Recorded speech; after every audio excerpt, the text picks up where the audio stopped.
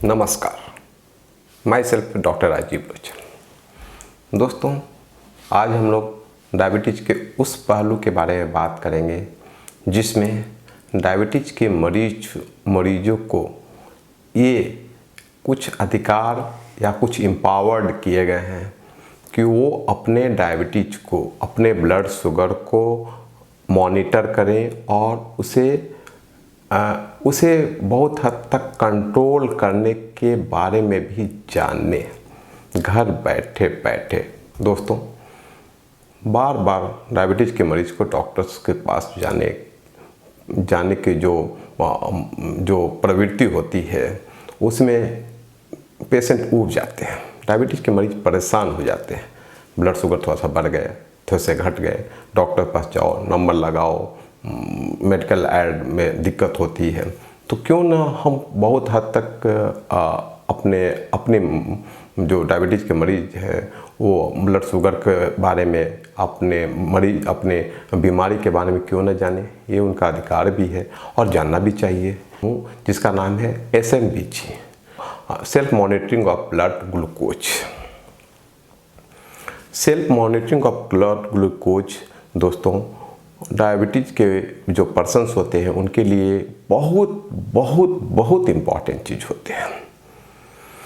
किसी भी diabetic person को 4 चीज़ों के बारे में जानना ज़रूरी होता है और ये 4 चीज़ों के द्वारा ही उनके ब्लड शुगर को कंट्रोल किए जाते हैं और उनके कॉम्प्लिकेशंस को कंट्रोल किए जाते हैं। सबसे पहले चीज़ होते हैं डाइट, उसके बाद होते हैं एक्सरसाइज, उसके बाद होते हैं मेडिसिन्स और फोर्थ होते हैं मॉनिटरिंग। तो जो फोर्थ जो होते हैं मॉनिटरिंग, ब्लड शुगर का मॉनिटरिंग बहुत इम्पॉर्टेंट है। हम एक्सरसाइज किए जा रहे हैं, हम दवा खाए जा रहे हैं, हम डाइट लिए जा रहे हैं, लेकिन ब्लड शुगर मॉनिटरिंग नहीं करेंगे तो हमें पता कैसे चलेगा कि ब्लड शुगर मेरा डाउन हुआ है कि बढ़ा है।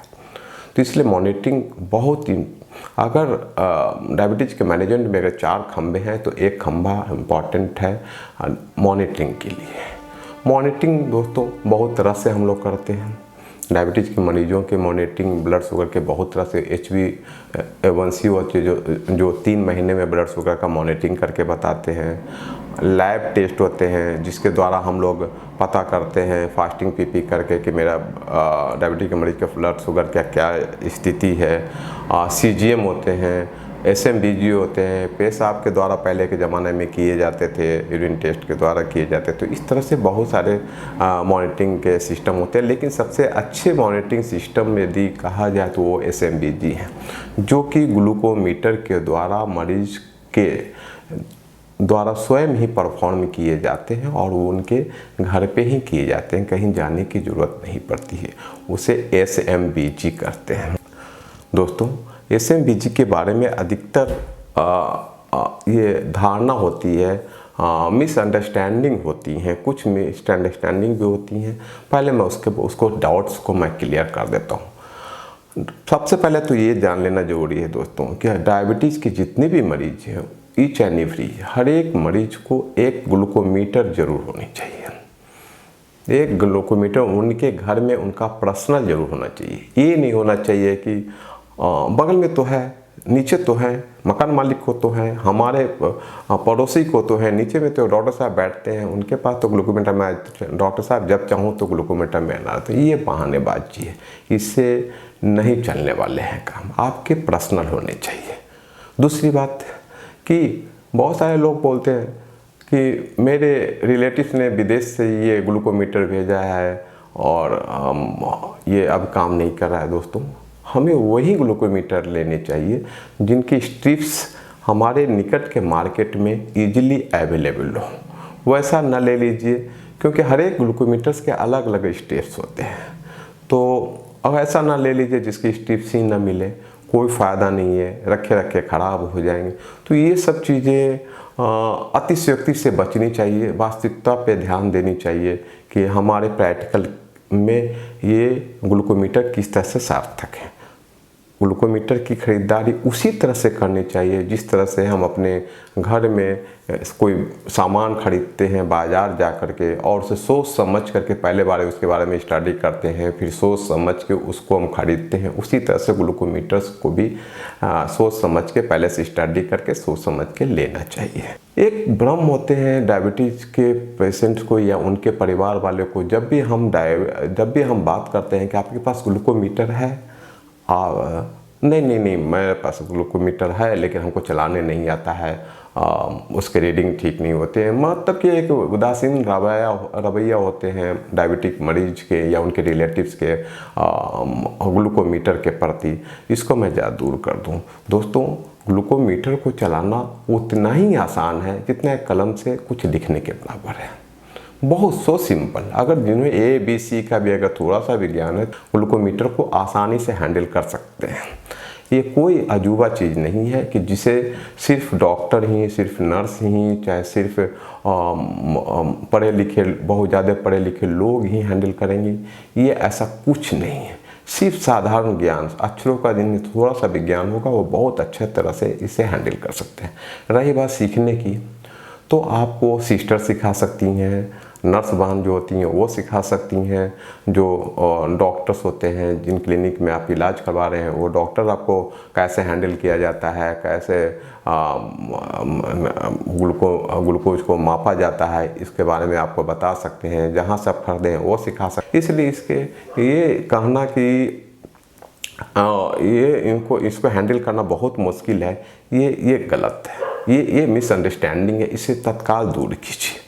दूसरी बात आते हैं, डायबिटीज़ के मरीज हमें बराबर बोलते हैं, जैसे ही बात होती निकलती है, डॉक्टर साहब उसके बारे में बात मत कीजिए, वो बढ़ा करके बोलते हैं, मेरे तो टेंशन में डाल देते हैं। मैं जब भी ग्लूकोमीटर से देखता हूँ तो मेरे को टेंशन हो जाते हैं, बड़ा हुआ बताता है। दोस्तों, ग्लूकोमीटर से जो ब्लड की जांच की जाती है वो कैपिलरी ब्लड होती है। यहाँ के ब्लड कैपिलरी होते हैं, और जो हम लैब से जांच करते हैं वो होते हैं वेनस ब्लड। तो कैपिलरी ब्लड की ये विशेषता होती है कि उसमें 20% तक ग्लूकोज की मात्रा ज़्यादा रहती है। इसीलिए जब हम ग्लूकोमीटर से जब जांच करते हैं तो हमारे लैब के जो ब्लड ग्लूकोज होते हैं उससे मात्रा 20% तक बढ़ी आती है। सिंपल फंडा है, साधारण सा चीज़ है जिसे समझ लेने में कोई परेशानी नहीं है, और इसमें कोई फ्रस्ट्रेशन की भी बात नहीं है, इरिटेशंस की भी बात नहीं है, तो और जानना भी चाहिए। तो अगर आप ये बात जान लेते हैं कि हमें इसमें से 20% ज़्यादा आएंगे अगर ग्लूकोज, तो फिर क्या सोचना है, कुछ नहीं, आसान में हो जाते हैं। तीसरी बात होते हैं कि डॉक्टर वो ग्लूकोमीटर तो सिर्फ इंसुलिन वाले पेशेंट के लिए ज़रूरी होते हैं। नहीं दोस्तों, ग्लूकोमीटर हर एक SMBG बोलते हैं, वो हर एक पेशेंट के लिए ज़रूरी होते हैं जिन्हें डायबिटीज हो, चाहे वो इंसुलिन पे हो, चाहे वो गोली पे हो, चाहे वो डाइट पे हो, चाहे एक्सरसाइज पे हो, किसी भी तरह से प्री डायबिटिक हो, IGT हो, तो किसी भी पेशेंट हो जो डायबिटीज, जिनके ब्लड शुगर बढ़ते रहते हैं, तो उनके लिए self monitoring of blood glucose बहुत जरूरी होता है। थर्ड प्रॉब्लम आते हैं कि ये कॉस्टली पड़ते हैं, इनके स्टिप्स बहुत महंगे पड़ते हैं, फिंगर प्रिक करने पड़ते हैं, ये भी बहाना है। इनके स्टिप्स आपके जो लैब के जो टेस्ट होते हैं उनसे सस्ते पड़ते हैं। तो और इनके जो प्रिक होते हैं वो भी लगभग पेनलेस होते हैं, बहुत हल्का सा दर्द करता है, नहीं तो नहीं के बराबर ही करता है। इसकी अपेक्षा तो बहुत आसान होता है ये वाले। फोर्थ, रिजल्ट इंस्टेंट आते हैं। कोई भी लैब वाले कम से कम 1 आवर में आपको ब्लड ग्लूकोज का रिपोर्ट देंगे, लेकिन अगर ग्लूकोमीटर है तो विदिन 10 सेकंड में आपके रिपोर्ट्स आ जाते हैं। तो ये सब चीज़ आपको अगर प्रॉपर वे में जान लें तो आपको ग्लूकोमीटर या सेल्फ मैनेजमेंट SMBG करने में बहुत आसान होगा। और वैसे चीज़ को जब समझ लीजिएगा तो आप अपना ब्लड शुगर का खुद ध्यान रखिएगा। डॉक्टर के पास जाने की आवश्यकता कम पड़ेगी, छोटी छोटी बातों में जाने की ज़रूरत नहीं पड़ेगी, बहुत सारी चीज़ को आप मैनेज कर लीजिएगा। जैसे ये ग्लूकोमीटर से आप हमेशा याद रखिएगा, ये एग्जैक्ट नंबर नहीं बताता है, एग्जैक्ट नंबर तो कोई नहीं बताता है। चाहे आप यहाँ से भी ब्लड लेंगे, अगर 4 लैब में भेजेंगे दोस्तों तो 4 तरह का रिपोर्ट आएंगे। ये तो इसलिए ये मान के चलना कि ये ग्लूकोमीटर है तो एकदम सेम आएंगे जो इससे आएंगे, ऐसा नहीं होता है। 4 ग्लूकोमीटर से करेंगे तो 4 तरह के आएंगे। ये आपको ट्रेंड बताता है, ग्लूकोमीटर एग्जैक्ट नंबर नहीं बताता, ट्रेंड बताता है। जब आप रोज करेंगे, प्रॉपर वे में इसको करेंगे और एक किताब बनाएंगे, एक डायरी में मेंटेन करेंगे, तो आपको एक ट्रेंड पता चलेगा। जैसे कि कल हम 4 रोटी खाए थे, उसके बाद में हमने ब्लड शुगर किया तो 120 आया। आज मैंने 4 पराठे खाए हैं तो मेरे ब्लड शुगर 180 आ गए। तो आपको ट्रेंड पता चल जाएंगे कि नहीं, हमें पराठा में ब्लड शुगर बढ़ा हुआ आता है। मैं एग्जांपल दे रहा हूँ। और रोटी में ब्लड शुगर नॉर्मल आते हैं। वाइस वर्सा भी हो सकते हैं। कभी कभी दूसरे खाना भी, और भी तरह के खाना को आप आजमा सकते हैं इसके थ्रू, SMBG के थ्रू, जो ग्लूकोमीटर से होते हैं। उसी तरह से एक्सरसाइज, आज हम 2 किलोमीटर चले तो मेरे ब्लड शुगर कंट्रोल में थे। कल हम 3 किलोमीटर चले तो थोड़ा सा ब्लड शुगर कम आने लगा। कल परसों 4 किलोमीटर चले तो लगा कि ब्लड शुगर डाउन हो रहे हैं। तो इससे भी आपको पता चला कि नहीं ज़्यादा चलूँगा, अगर बिना नाश्ता किए, बिना कोई बिस्किट खाए अगर मैं ज़्यादा चला जाऊँगा तो मेरे ब्लड शुगर डाउन भी हो सकते हैं। तो आपको क्या एक्सरसाइज करना है, कितना मात्रा में एक्सरसाइज करनी है, कितनी देर तक करनी है, वो आपको SMBG के द्वारा भी पता, एक रफ ट्रेंड पता चल जाएगा। डाइट के बारे में तो पता चल ही जाएगा। उसी तरह से मेडिकेशंस के बारे में, हम जब दवा लिख रहे हैं, दवा जब दे रहे हैं डॉक्टर्स, तो कभी कभी पेशेंटों को क्या होते हैं कि सुबह शाम की दवा चली जाती है, एक ही दवा चलती है, पावर भी उसके अलग अलग रहते हैं, तो डाउन होने की संभावना रहती है या बढ़ जाने की संभावना रहती है, दोनों संभावना रहती है। तो जब हम SMBG करेंगे तो पता चल जाएगा कि इस दवा से हमारे ब्लड शुगर प्रॉपर वे में नहीं रहते हैं, खाने के बाद बढ़ जाते हैं। हम डॉक्टर्स के पास जाएंगे, हमारे पास बहुत सारी दवाई होती हैं डॉक्टर्स के पास, वो आपको तुरंत बदल देंगे कि भाई घट रहा है, बढ़ रहा है, दोनों में अलग अलग। वो ट्रेंड से आपको डॉक्टर्स बहुत सारे चीज़ का पता कर लेंगे और आपको दवा में भी बदलाव में भी आसानी हो जाएगी। इंसुलिन का डोज बहुत इंपॉर्टेंट है इससे पकड़ने में, कितनी इंसुलिन का डोज कम कौन मात्रा में दिया जाए, तो SMBG इसके लिए भी बहुत जरूरी हो जाता है। जब आपका पर डे का ब्लड शुगर नॉर्मल रहेगा तो निश्चित है कि बैक डेट से जो HbA1c आते हैं 3 महीना का, वो भी तो नॉर्मल होना है, वो भी तो 3 महीने का एवरेज है। जब आज हम नॉर्मल कर रहे हैं 3 महीने तक, तो अगर नॉर्मल कर रहे हैं, ट्रेंड में नॉर्मल का है तो वो भी हमारा नॉर्मल होगा, लैब का रिपोर्ट भी हमारा नॉर्मल होगा। तो इसके कारण से हमारे जो कॉम्प्लिकेशंस होने की जो संभावना रहती है जो डायबिटीज पेशेंट को, वो कम रहेंगे, नील के बराबर हो जाएंगे। जो एक्सट्रीम पोजीशन होगा जैसे हाइपो में जाने का या हाइपरग्लाइसेमिया में जाने का, वो भी कम जाएंगे। जैसे 12 बजे रात में यदि हमें अचानक गर्मी लगने लगे, पसीने निकलने लगे, घबराहट होने लगे, हम कहाँ जाएंगे, ग्लूकोमीटर किससे मांगने जाएंगे। और अच्छी बात भी नहीं है, अपना मशीन होना चाहिए, तुरंत निकाले और जांच कर लिए, मालूम पड़ा कि 70 से नीचे आ रहा है, जिसको एक कंडीशंस कहा गया है हाइपोग्लाइसेमिया, कम रक्त शर्करा, तो उसका जो मैनेजमेंट हम घर पे बैठे बैठे कर लेंगे। 3 चम्मच ग्लूकोज ले लेंगे, 15 ग्राम जिसे बोलते हैं, वो ग्लूकोज ले लेंगे, ऐसे करके या शुगर ले लेंगे, ऐसे करके हम अपना हाइपोग्लाइसेमिया को भी मैनेज घर बैठे बैठे बहुत अच्छी तरह से डॉक्टर्स के यहाँ जाने के पहले प्रॉपर वे में कर लेंगे। उसी तरह से अगर हाइपरग्लाइसेमिया है, 250, 300, 400 अगर बढ़ा हुआ है, तो लग रहा कि नहीं ये दवा हमको सूट नहीं कर रही है, डॉक्टर के पास जाना पड़ेगा, तो वहाँ पर भी हमको बहुत आसानी हो जाती है डॉक्टर के पास जाने पर। अगर हम नहीं SMBG करेंगे तो अगर 2 महीने 4 महीने के बाद जाएंगे, तब तक तो हम दवा खा रहे हैं, पैसे तो हमारे लग रहे हैं और शुगर भी बढ़ा हुआ, कॉम्प्लिकेशंस भी आ रहा, तो क्या फ़ायदा हुआ ऐसे दवा खाने से। इसके लिए भी SMBG बहुत ज़रूरी होती है। रही बात ऑथेंटिसिटी की, दोस्तों जितने भी बड़े ऑपरेशंस होते हैं, जितने भी ऑपरेशंस की आप बात कर लीजिए, चाहे वो कार्डियक सर्जरी हो, चाहे वो किडनी का सर्जरी, रीनल सर्जरी हो, या एनी टाइप ऑफ सर्जरी जिसमें होते हैं, सभी जो डायबिटिक पेशेंट के होते हैं ना, उनमें जो OT में, ऑपरेशन थिएटर में ब्लड शुगर को जो मेंटेन करने का, जो नापने का पैमाना होता है ना, वो ग्लूकोमीटर ही होता है। इंसुलिन चलते रहती है और ग्लूकोमीटर से ही उसको मॉनिटरिंग किया जाता है। तो अगर ये ऑथेंटिक नहीं रहता तो फिर हम लोग OT में क्यों इसका यूज करते हैं, क्यों नहीं इसको डिस्कार्ड कर जाते।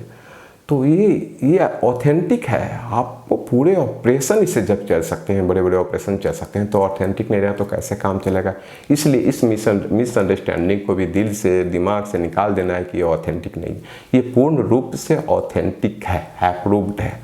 हाँ, ब्लड शुगर का जो मात्रा है, पैमाना है, जो रीडिंग है 10, 20, 50, 10% तक इधर उधर जा सकता है, 20% तक जा सकता है। तो इसका मतलब ये नहीं हो कि इसको डिस्कार्ड कर दें।